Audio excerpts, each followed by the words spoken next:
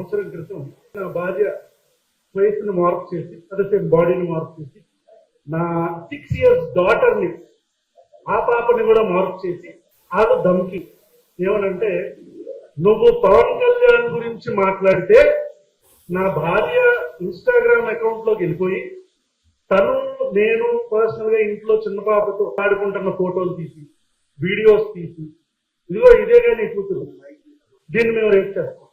I felt very bad. అంటే ప్రభుత్వంలో మేము 2019 నుంచి 24 దాకా జగన్ గారిని విమర్శించాం. 24 నుంచి వచ్చే ప్రభుత్వం వచ్చేదాకా కూడా మళ్ళీ కూటమి ప్రభుత్వాన్ని కానీ ఇక్కడున్న కాంగ్రెస్ ప్రభుత్వాన్ని కూడా విమర్శిస్తాం. అది ప్రశ్నించడం మన హక్కు.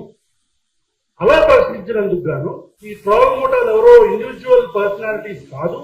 They are under some political party. Any political party ఇప్పుడు బీజేపీ, కాంగ్రెస్ అవ్వచ్చు, జనసేన అవ్వచ్చు, టీడీపీ అవ్వచ్చు, వైసీపీ అవ్వచ్చు. No one is an exception. అప్పుడు ఐ ఫెల్ట్ వెరీ బ్యాడ్. ఏంటి నా కూతురు 7 years తనని రేప్ చేస్తారంటున్నారు. అసలు వీళ్ళ మైండ్ సెట్ ఎట్లా ఉంది అని ఒక 10 members తో వచ్చిన యాక్షన్ ఎక్కడ ఉంటాడు మొత్తం అంతా తీసుకొని మొత్తం ఒక ముగ్గురిని పట్టుకొని తీసుకొచ్చాం. ప్రజాస్వామ్య పద్ధతిలో వాళ్ళకి నా పద్ధతిలో సమాధానం చెప్పాం. అదే చేస్తానో చెయ్యన్నాం. అక్కడికి వచ్చిన తర్వాత ఒకడు 18 years, ఒకడేమో 20 years, చిన్నపిల్లలు. So I understood they are being used by political parties either or they are being brain washed. సో అప్పుడు అనిపించింది ఓకే నేను నాకు జరిగిన దానికి ఇలా చేసాం, మరి మిగతా అమ్మాయిలు. This is a troll from Janasena cadre. చూసారా? అంటే చూడండి, నన్ను చక్కగా నా ఫేస్ కి మంచి గోల్డ్ గిల్డ్ వేసి చక్కగా అందంగా తయారు చేశారు. అంటే మంచిగా శారీ అన్ని కట్టి. సో ఇది చూసిన తర్వాత నాకు అర్థమైంది ఏంటంటే మన సొసైటీలో ఆడవాళ్ళని చూసే పద్ధతి ఇది. వాడు ఏమనుకున్నాడంటే ఒక అమ్మాయి బాడీకి నా తలకాయ పెట్టేసి వాడు నన్ను ఇన్సల్ట్ చేస్తున్నాను అనుకున్నాడు. That is today's mind set.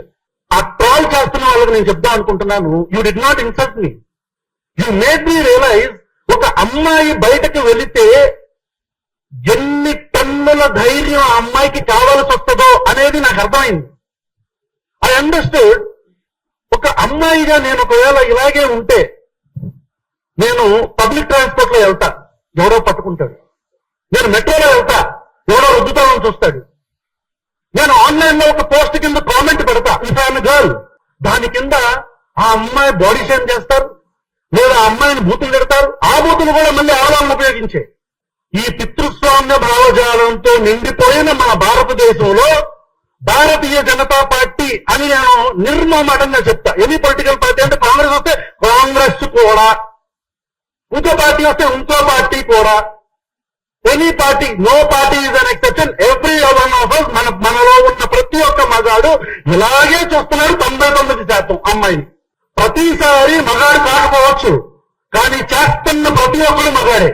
So finally నా రిక్వెస్ట్ ఏంటంటే ఒక యాక్షన్ కమిటీ లాగా ఒకటి ఫామ్ అవ్వాలి ఖచ్చితంగా. ఎందుకంటే ప్రతిసారి ఐ థింక్ తులసికి జరిగింది, ఇప్పుడు శ్రీనిధికి జరిగింది. ఆ అమ్మాయి ఏదో నన్ను హక్ చేసుకున్నట్టు ఒక ఫోటో అందరూ కలిసి గ్రూప్ లో పెట్టారు. ఓకే, హక్ చేసుకుంది. అస్మా ఇస్ మై మదర్ అనుకోండి, అస్మా నా చెల్లి అనుకోండి. This is how we look at women and that is how you look at women.